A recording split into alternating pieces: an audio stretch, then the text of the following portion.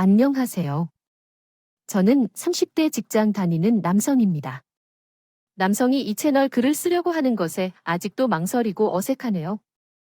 좋은 이야기도 아니며 다른 분들처럼 모욕적인 이야기도 아닙니다. 제 부끄러운 과거를 언급하는 것 같아 부끄럽습니다. 그럼에도 제 안 좋은 기억을 털어내고 싶어서 이 이야기를 보내고 싶습니다.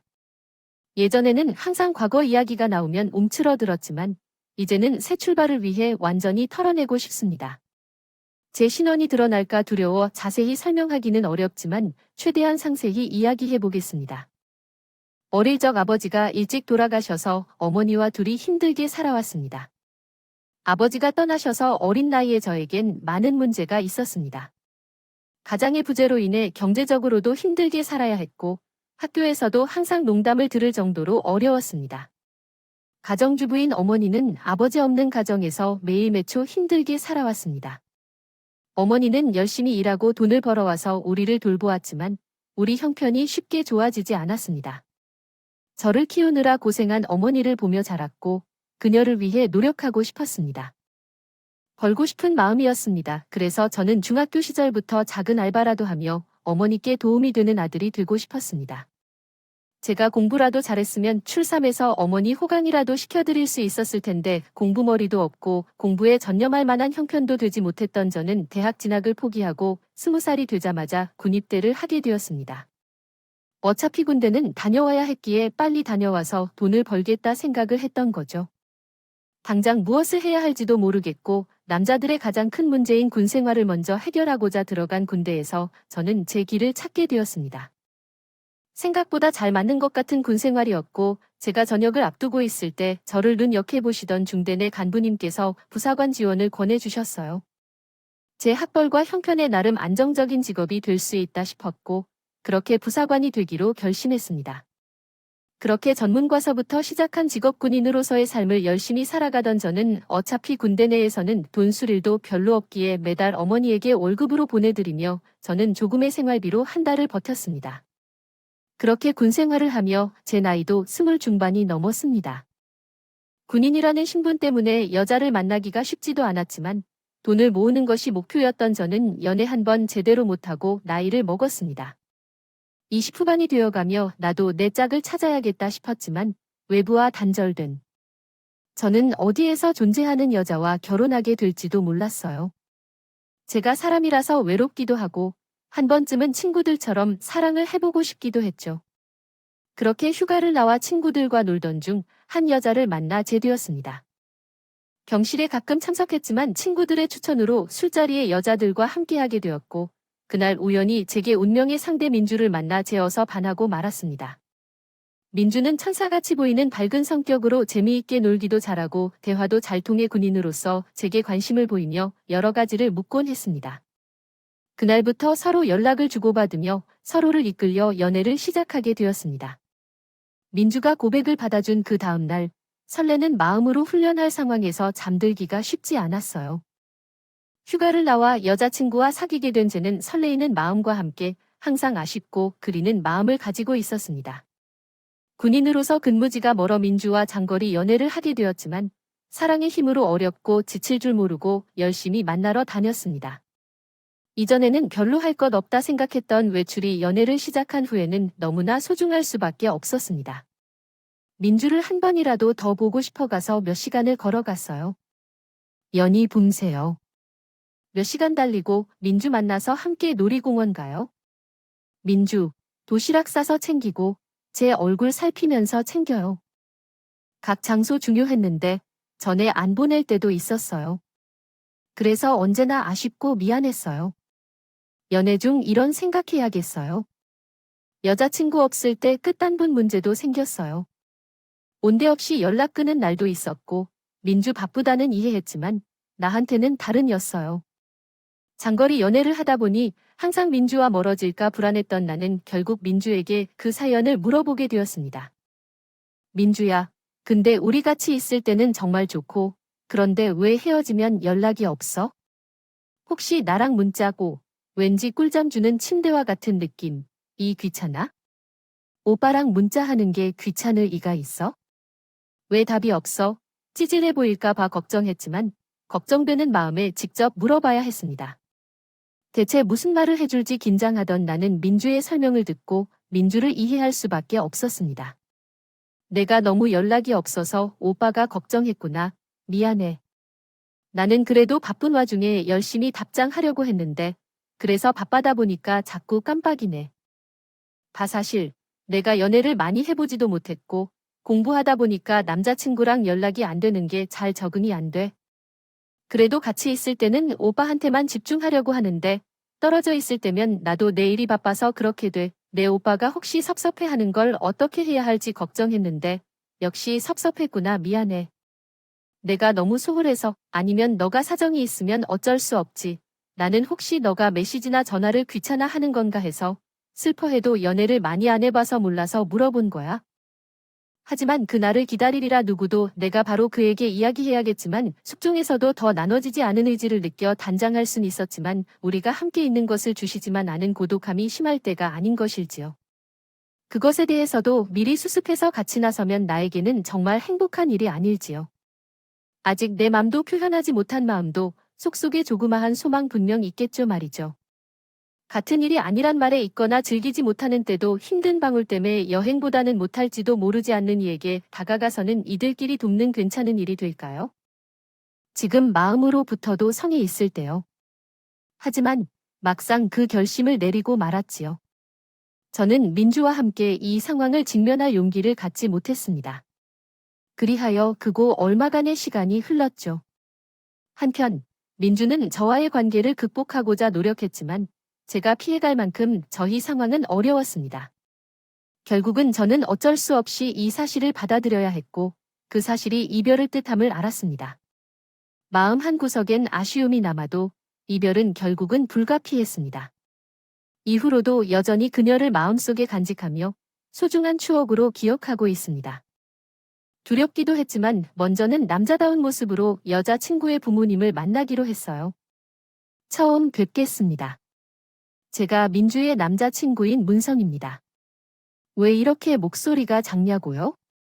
아이디가 있어 부사관으로 근무 중이라고 들었는데 네 부대는 주먹으로 구덩이를 파도 목소리도 문제가 없냐고요? 우리 착한 딸이 자기가 사기 죽을까봐 말을 못했나 보네요. 저는 해병대 장교 출신이에요. 그러면 다시 소개를 시작해보자면 해병대 장교 출신이라는 걸 그제서야 알게 된 제가 예비장인으로서 어르신을 존중해야 했어요. 목소리부터 자세, 눈빛까지 모든 것을 아버님의 입장에서 생각하고 행동해야 했죠. 그리고 니는 병사들의 모범이 되어야 하는 부사관이라는 책임을 느꼈어야 했는데 너무나 유유히 지낸 것 같네. 너는 호랑이 가죽띠를 맨 낯선데 그게 전혀 안 찝찝하지 않나?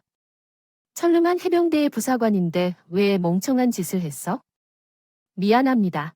하지만 민주를 책임지고 행복하게 해주겠습니다. 저를 믿어주십시오. 아니, 너는 전부 다 마음에 들지 않아. 좀 더 편하게 군 생활을 하겠다고 육군을 택한 것부터 시작해서 귀한 딸을 임신시키고 어쩌고 하는 행동이 부모님께서는 마땅히 용인할 만 일이 아니야. 그것이 정신적으로 우리 딸을 정말 행복하게 해줄 수 있을까요? 아버지를 걱정하지 않게 최선을 다하겠습니다. 글쎄. 악으로 깡으로 모든 것을 이뤄내는 해병이라는 것을 모르겠지만 어중이떠중이 지내는 당신은 내가 믿지 못하는 곳에 꼭 있다. 차 안에는 나라를 사랑해서 이 나라를 지키고자 군 대신을 지원한 것도 아닐까요? 단순히 월급 몇 푼을 벌겠다고 회사원처럼 다니는 것이 아닌 것 같습니다. 아니긴 뭘 도저히 안 되겠네. 우리 딸을 내가 직접 키운다 하더라도 당신처럼 병사보다 못한 허약한 사람에게는 100년의 약속을 할 수 없네. 아니라면 지금이라도 해병대로 지원하든가 사고를 쳤으니 화를 내실 것으로 예상했지만 제 생각보다 더 거센 반대에 제가 정말로 말을 꺼내지 못했습니다. 딸과 결혼을 허락해주세요. 당당하게 말하려던 저는 제가 준비해온 말에 아버지의 기세에 누리려 하지 못했습니다. 게다가 해병대 출신이셨던 장인 어른은 저를 더욱 마음에 들어하지 않으셨어요. 잊을 때마다 해병의 정신을 이야기하며 군인처럼 말씀하셨어요. 아무리 다른 사람의 소중한 딸을 임신시킨 나쁜 사람이지만 인신공격까지 아시는 장인 어른을 보며 기분이 나쁘지는 않네요. 좀 더 편하게 군 생활을 하겠다고 육군을 택한 것부터 시작해서 귀한 딸을 임신시키고 어쩌고 하는 행동이 부모님께서는 마땅히 용인할 만 일이 아니야. 안 되었습니다. 그래도 저는 을의 입장이 돼야 했기 때문에 저는 그 후로 몇 번이나 그 집에 찾아가 장인어른을 설득해야 했습니다. 그러나 뱃속에 아이까지 있는 상황에서도 끝까지 반대하실 생각은 없으셨는지요? 결국 저희의 결혼을 허락해 주셨죠. 그렇게 급히 상견례를 치르고 하루빨리 결혼 준비를 시작했습니다. 배부르기 전에 웨딩드레스를 입어야 한다는 민주의 말에 저는 부대에 떨어져 있는 것이 한스러울 정도로 마음이 급해서입니다. 하지만 집 문제를 생각한다면 다른 것들은 모두 가벼운 문제였습니다. 너무 갑작스러운 결혼으로 신혼집을 구할 준비도 되어 있지 않았고 부랴부랴 부대 내 군인 아파트를 신청했지만 자리가 날지도 알 수가 없었어요. 하지만 정말 기적 같은 확률로 비어있는 군인 아파트로 들어갈 수 있었던 저는 겨우 한숨을 돌리게 되었습니다. 하지만 민주는 낡고 오래된 군인 아파트로 들어가기를 꺼려해 애씁니다. 민주야, 당장 돈 문제도 그렇고 몇 년간 군인 아파트에서 지내다가 돈을 모아서 나중에 집을 사는 게 어떨까? 아이를 잘 키우기 전까지는 그게 나을지 않겠어? 나 군인 아파트가 싫어. 거기는 군부대 근처라 완전 시골이잖아. 내가 거기 가서 뭘 할게? 내가 임신했다고 취업 포기할 것도 아니고 나 나중에 일자리도 구하고 하려면 도시에 있어야지. 그냥 여기 근처로 구하면 안 돼? 제 돈은 없으며 부모님과 함께 있어야 한다는 민주의 말에 군인 아파트에 들어가기 꺼려했습니다. 그러나 결국 아파트 전세를 알아보지 않을 수 없게 되었습니다. 대출 가능한 한도로 작은 전세를 구하고 주말 부부로서 다시 떨어져 지내야 했습니다. 임신 중인 아내를 혼자 두는 것이 걸리긴 했지만 친정 근처에서 지내는 게 나을 수 있다는 생각을 했습니다. 군인 아파트에 들어갔다면 퇴근 후 산책하고 태교를 같이 하며 보낼 수 있었을 텐데 계속 떨어져 지내는 게 아쉬웠지만 행복했습니다. 안정감을 느끼며 행복해하며 지내다가 결국에는 아들과 아내를 위해 더 열심히 살아야 했습니다. 결혼 후에도 장인 어른 때문에 힘들긴 했지만 그럼에도 여전히 행복한 삶을 살고 싶었습니다. 제가 먼저 이야기했습니다. 어린 순진한 달을 따라 네 번째로 갔었나? 이제 목소리가 굳어져 조금 더 제대로 나오는 듯해. 해병대만큼은 아니지만 그래도 군인으로서는 언제나 군기가 더 잡혀 있어야 할 텐데. 고마운 줄 알아주시는 것 같아. 장인이 제대로 된 군인이라서 이런 날에도 정신무장할 수 있다. 요즘 군대에서는 내무반이나 기강이 중요하고 간부들 사이에서도 기강이 중요하구나. 특히 육군에서는 더욱 그런 것 같아. 그런 정신 상태로 어떤 나라를 지킨다는 건지 괜한 고통과 괴롭힘을 듣고도 저는 한 번도 장인 어른 앞에서 곤란을 할 수 없었단다. 하지만 시간이 지나면 인정받을 수 있을까 했지만 몇 년 동안 자라도 장인 어른은 날 싫어하지 않을까 했다. 아버지 없이 자라온 나는 장인 어른과 가까워지고 싶었지만 처음부터 잘못된 단추 같은 관계는 쉽게 고칠 수 없었단다. 아이가 자라면서 혼자 육아를 해오던 아내는 어느 정도 자라면 친정의 아이에게 맡기고 일하러 나가자고 했다. 하영이도 이젠 3살이라 엄마를 찾을 만큼 좀 자랐으니까 친정에 맡기고 일을 해볼까 했다. 그래도 문제 없겠지. 아이가 울어서 가슴 아파하고 잠깐 떨어지는 것도 힘들지만 어쩔 수 없잖아. 그렇다고 끝까지 집에만 있을 수도 없잖아. 군인 월급은 그럭저럭인데 아이를 키우려면 나도 조금 벌어야겠다는 아내의 말에 난 다시 처량해졌습니다. 아내가 돈을 벌겠다는 게 다 제 잘못일 것만 같아 마음이 불편했습니다. 주말에 시간을 보내면서 아이를 맡기고 일에 나가는 아내를 보며 걱정이 많았습니다. 현실적인 이유로 말을 못했지만 결국 안으로 일을 나가기 시작했습니다. 다행히 금방 일을 구해 첫 출근하는 아내의 모습에 난 응원했습니다. 그러나 일에 열중해 일했던 아내는 점점 변해갔습니다. 주말에도 바쁘게 지내던 아내는 집안일을 소홀히 하기 시작했고 육아와 살림이 뒷걸음쳤습니다. 주말을 함께 지내던 우리 부부는 마주보지 못하게 되었고 아내가 일에 나가면서 난 아이를 혼자 돌봐야 했습니다. 집안일과 빨래를 처리하면서 난 한숨을 쉬었지만 아내가 일을 하면서 살림을 동시에 관리하는 것이 어렵다는 것을 알아서 난 아내에게 말을 못했습니다. 돈 때문에 이렇게 해야 하는 걸까 생각하게 되었습니다. 여보, 일과 돈은 중요하지만 우리 아이가 아직 어린데 집에도 신경을 써야 할 것 같아. 요즘 집안 상태 보면 가정이란 느낌이 안 나네. 장모님은 종일 내 곁을 돌아보지도 않으시고 내가 따를 수 없는 상황인데 아직도 당신이 집에 있는 게 더 낫지 않을까 싶어. 내가 좀 더 노력해봐야겠어. 응, 오빠. 지금 좋아하냐? 나도 나가서 힘들게 돈 벌기 싫어. 근데 요즘 세상에서 돈 없이 어떻게 살지? 우리가 좋아하는 거 하나 사입고 먹여주고 싶어도 다 돈이야? 오빠 군인 월급에 막힌다고 혼자만 마음 졸이며 언제까지 버틸 건지. 우리 한 명이라도 더 벌고 싶어. 그래서 나 이거라도 가지고 돈 벌려고 일하는데 돈 때문에 어쩔 수 없다는 아내의 말에는 할 말이 없었어. 그러게 돈을 잘 벌었으면 아내도 그렇게 힘든 일할 필요가 없었을 텐데 결국 넉넉하게 돈을 벌어주지 못하는 것이 내 탓이라는 생각이 들었어. 돈을 벌기 위해 집착하는 아내를 지켜볼 수밖에 없었지.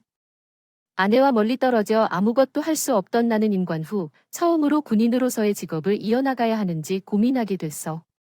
전역을 하고 싶다고 하는 게 곧바로 가능한 일도 아니었고 사회로 돌아가서 즉각 일자리를 구할 수 있는 확신도 없었기에 아무 행동도 취하지 못하고 머릿속으로만 고민하게 되었어. 아내의 의지가 가장 중요한 것 같아. 돈이었든 돈은 중요하지만 아내가 혼자서 짐을 지고 다니려는 걸 보면서 그녀 곁에서 힘이 되고 싶어졌습니다. 직접적으로 제 고민을 아내에게 털어놓으면 부담스러울 것 같아서 먼 미래를 이야기하는 척하며 묻기로 결정했습니다. 만약에 나가 전역한다면 내 생각은 어떨까? 당연히 일하면서 너 곁에서 도와주고 함께 있으면 좋을 것 같아. 혹시 그런 생각 없냐고? 아니야. 당신은 어떻게든 진급을 빨리 이뤄야지. 무슨 소용없는 걱정이야? 월급 문제 없는 삶을 버텨내면서 전역했을 때 연금도 많이 받을 텐데. 아니, 그냥 함영 자리를 잘 가지면 아버지가 필요할 테고 내가 내 곁에서 지켜주는 게 최고야. 아니면 지금이라도 군인 아파트를 신청해서 함께 살까? 거기서는 못 살아. 그리고 너도 한두 살 먹은 애도 아니고 미래를 위해서 부부가 나누어 살 수도 있어. 네가 다른 생각을 하는 것 같은데 무슨 괜한 짓거리를 하지 마. 다시 말하지만 진급을 위해 일찍 칼 던지는 생각만 해야 돼. 나야말로 당신이 힘들 것 같아서 널 돕고 싶었던 거야. 그리고 우리가 명색이 부부인데 이게 무슨 일이야? 아무리 주말 부부라 해도 연애 때보다 더 안 좋은 듯한 분위기네. 사랑 표현도 스킨십도 없는 우리 관계의 회복을 위해 내가 꽤나 고민했던 거예요. 우리를 위해, 또 한 사람을 위해 불필요한 말은 그만하고 당신 말대로 나를 돕고 싶다면 설거지를 하거나 그런 말을 꺼내기도 하지 않았는데 아내는 그런 내 맘을 이해해주지도 않고 타박만 했어요. 결혼 후 흩어진 세월 동안 우리 사이가 이렇게 멀어진 이유가 무엇인지, 어디부터 다시 맞춰 나가야 하는지 혼자서는 해답을 찾지 못했어요. 이런 문제를 해결하기 위해 노력하려는 내 모습에도 아내는 자리를 피하고 말기만 했어요. 매일 출근하는데 아내와 대화할 수 없는 영회에 만들어진 자리였는데 우리 사이를 더 어색하게 만들었죠. 다시 부대로 돌아가서 계획된 훈련 때문에 바로 돌아갈 수 없었고 훈련 후에도 부대 정비 때문에 부대에 머물게 되었어요. 금요일 당직 때문에 주말 내내 부대에서 생활해야 한다고 생각했지만 행정부에서 당직을 바꾸길 원하셔서 거의 한 달 만에 집으로 돌아갈 수 있었어요. 지난 말다툼 때문에 어색했던 아내에게 먼저 사과를 하면서 꽃과 간식거리를 준비하고 집으로 향했죠. 지난번 일 때문에 사과하고 서로 말하지 못한 속마음을 털어놓고 싶었거든요. 그렇게 기대를 안고 도착했던 현관문을 열었더니 너무 이른 시간에 일찍이라도 잤는지 집안 모든 불이 꺼져 있었습니다. 금요일이라 아는 사람들과 약속이 있는 건가 싶어서 아내에게 전화를 하려는 순간 어두컴컴한 안방에서 누군가의 기척이 들렸어요. 여보, 당신이야? 안에 누군가 있는 것으로 생각하고 불러봤지만 아무 대답도 없었고 누군가 있는 것으로 생각하여 곧장 안방으로 갔어요. 불을 켜보니 놀랄만한 광경을 보게 되었어요. 침대 아래 협탁 옆 안방 구석에 얼굴을 가리고 있는 무언가가 있었습니다. 몸이 버둥거리며 제 소리에도 대답이 없는 아내를 보고 무슨 일인가 싶었어요. 여보, 무슨 일이야? 여보, 다가오지 마. 지금 내 상황이 좀 이래서 당신에게 보여줄 수 없으니까 불 좀 꺼줄래? 무슨 말이야? 당신의 상황이 어떻길래? 얼굴을 들어 이야기해봐. 그리고 몸이 왜 이렇게 떨어? 어디 아프냐고. 불 좀 꺼줄래? 불을 껐지만 아내는 계속 이상하게 행동했고 화를 내며 불을 다시 켰어요. 분명 무슨 일이 있는 것 같아서 그럴 것이라 생각했고 아내의 말을 무시하고 고개를 들게 했어요. 나 이거 다 알거든. 불 전에 꺼줄래? 아니, 무슨 일인데? 그래서 우선 얼굴을 보고 이야기하자고 했어요. 하지만 아내의 손을 잡자 이상한 부분들을 발견했습니다. 몸의 각 부분이 붉게 달아오르고 멍이 든 부위도 있었습니다. 그렇게 싸움 끝에 마주한 아내의 얼굴은 어디서 때렸는지 흔적으로 이루어져 있었습니다. 머리와 온몸에 상처가 있는 제 모습을 보자 누군가에게 폭행을 당한 것으로 확실히 느껴졌고 분노가 솟았어요. 누구야? 너 어디서 맞고 온 거야? 도대체 무슨 일이야? 아니야. 그냥 계단에서 떨어져서 이렇게 됐어. 난 누구한테도 맞고 온 건 없어. 누가 봐도 맞은 거 같은데?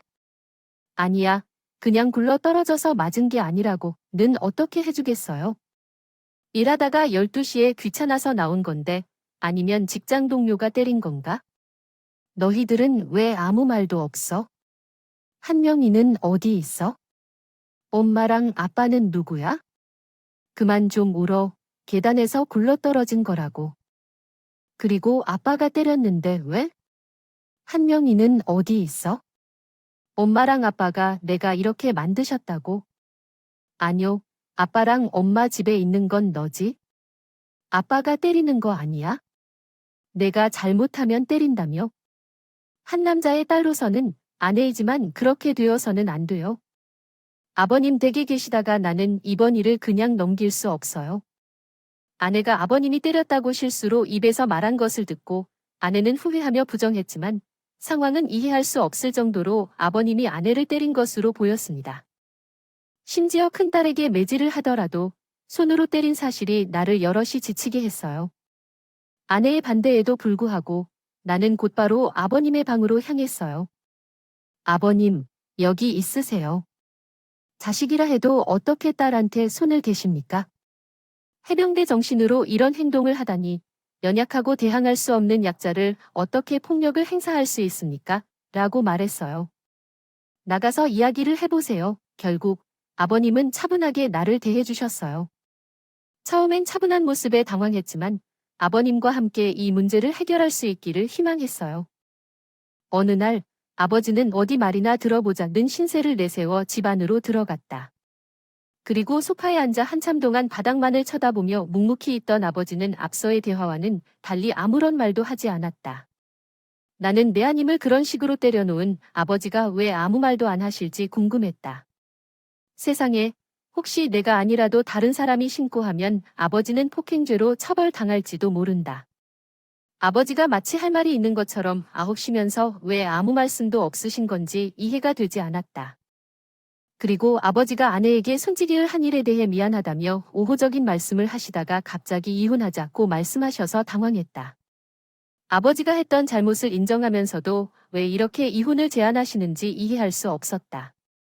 아버지가 실수를 한 것인데 왜 우리 부부가 이혼을 해야 하는지 결국 이런 결론이 나올 줄은 상상도 못했다. 그 사실은 민주야. 정말이지 넌 내가 보며 자란 면목을 다 버려버린 거야? 이제껏 내가 그렇게 말했어도 아무 말도 내에게 무슨 의미가 있어? 내 자식을 제대로 키우지도 못한 내가 다른 집의 귀한 가정을 평가할 자격이 있겠어? 이 말의 의미를 이해하라. 내가 원하는 건 다 들어주기, 모든 것을 받아들이도록 하는 것이야. 그러나 무엇보다도 너무 성실하게 나를 대해온 장하한에게 나 너무 죄송해. 아내야, 정말 미안해. 처음에 그 이야기를 들었을 때는 가족들이 나를 속이려 하는 거로 생각했어. 가장 진심으로 가정을 위해 노력하는 아내가 외도를 하는 건 믿기지가 않았어. 분명히 어딘가 잘못되었을 거라 생각했어. 외도인 여자? 아내, 그 여자는 우리 가족을 위해 하루 빼놓지 않고 일하는 노파야. 아버님도 잘 아시잖아요. 잘못 보신 거나 오해하신 게 분명했어. 미안해. 내가 그런 생각을 하는 걸 잘 알고 있어. 그러니까 더욱 미안해. 가부장이라 할지라도 확인도 않고 그 딸아이에게 저런 말을 했겠느냐? 바람 피우는 노인들을 처벌하는 건 내 손으로 할 테니까. 내 딸을 평생 감옥에 가두고 싶네. 내 대신에 내가 사정을 잘 봐야 했는데. 미안해. 잘못된 자식 교육으로 내게 죽을 만큼 큰 죄를 지었어. 그만 잘못했다고 말하지 마세요. 왜 그러셨는지 솔직히 이해하도록 이야기해 주십시오. 또 한 가지만 약속해 주세요. 얼마나 화가 나도 가만히 있어서 피해보지 않게 해주실 것입니다. 민주는 당신의 분노를 해소할 수 있도록 책임지고 처리할 테니 안 말세요. 분명히 이해할 테니까 먼저 말해주세요. 조금 전에 동료들과 술집에서 만났습니다. 마실 때 민주와 똑같은 사람이 나왔는데 같이 따라갔더니 그 사람이 안아주더라고요. 처음엔 민주인 줄 알았는데 옷, 신발, 모든 게 민주랑 같았어요. 놀라서 따라갔더니 모텔로 들어가더라고요. 제 딸이 그럴 줄 몰라서 정말 놀랐고 집으로 돌아오게 됐어요. 나중에 확인하니 그 사람과 일을 같이 하는 민주였습니다. 핸드폰을 훔쳐 확인하니 둘이 만나고 있었네요. 그리고 최악인 건 한 사람이 당신의 아들이 아니었다는 거예요. 진짜 미안해요. 진심으로 미안해요. 화명이가 제 아들이 아니라고 하네요. 현실이기는 힘들죠. 민주는 나를 속이고 연애를 하면서 양다리를 걸치고 있었다고 하더군요. 정말 실망스럽고 어쩔 수 없는 상황이었을 거예요. 결혼을 허락받지 못할 것 같아 보였는데 한편으로는 만나고 있는 나를 속이고 있던 것이었습니다. 문자 내용을 보니 모두 알고 있었다는 걸 알았어요. 속이는 게 이렇게나 심할 줄이야? 미안해요. 그러나 그 말을 듣고도 믿지 못하고 있는 나에게 남편은 종이와 휴대전화를 건네주었습니다. 아내가 직접 써놓은 연애 때부터 이 시점까지 계속 속여왔던 모든 것이 적혀 있었죠.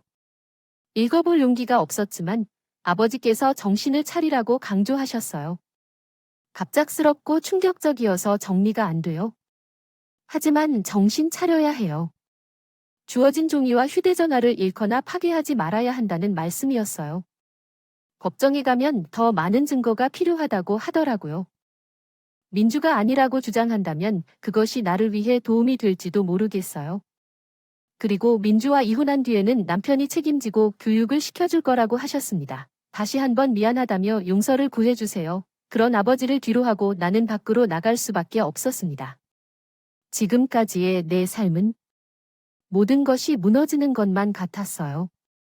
지금까지 나를 속이고 외도를 한 것으로 생각했던 아내와 제자였던 신체로 생각했던 아들까지 모두 거짓인 것 같았습니다. 제 잘못이라도 내 탓을 돌린다고 해도 할 텐데 뭐라도 해볼까 했어요. 없는 가운데에서도 열심히 살아온 저였습니다. 그런데 그 노력의 결과가 겨우 이런 현실이라니 모든 것을 포기하고 싶었어요. 마지막으로 아내에게 이유를 물으려 집으로 돌아갔어요. 아무 말도 없이 있는 아내에게 무슨 말을 해야 할지도 모를 정도로 충격 있던 말들을 쏟아냈습니다. 나를 기만한 아내에게 욕도 하고 원망도 하고 왜 이렇게까지 했어야 했냐며 빌려봤어요. 몇 시간 동안 쏟아지는 그 모든 말을 듣고도 눈물만 흘리며 미안하다는 말만 했던 아내. 더는 함께 있고 싶지 않은 저는 아내를 남겨둔 채 부대로 향했습니다. 이후 아버님께서는 아내를 끌고 집으로 돌아가셨고 이혼 소송과 자녀양육금 소송을 진행했어요. 이혼 소송 중 가끔 아내를 만나게 되었는데 아버지 덕분인지 아내는 모든 것을 인정하며 소송도 걸림돌 없이 제가 승소했습니다. 아버님께서는 합의금으로 거액의 돈을 제공하려 했어요. 법정에서 제공받은 자료입니다. 제발 이렇게 하지 마세요. 나는 시간을 되돌릴 수 있다면 그렇게 할 텐데 그게 안 되니까 이 돈으로 대신 갚을 수 있도록 해줘. 그래야 내 마음이 조금 편안해질 것 같아. 결국 주변 사람들의 조언과 아버지의 끊임없는 추천으로 큰 돈을 받게 되었다. 그때는 급하게 행동해야 해서 일 준비 없이 집을 사야 했어. 그리고 이혼해서 모든 것을 새롭게 시작하고 싶어서 군 생활을 그만두기로 했어. 부대 안에서 나쁜 소문이 돌았고 정신적으로도 휴식이 필요했기 때문이야. 아무 계획 없이 앞으로 어떤 직업을 가져야 할지 고민하다가 아버지의 도움으로 한 기업에서 일하게 되었어. 그 덕분에 새로운 시작을 할 수 있었어.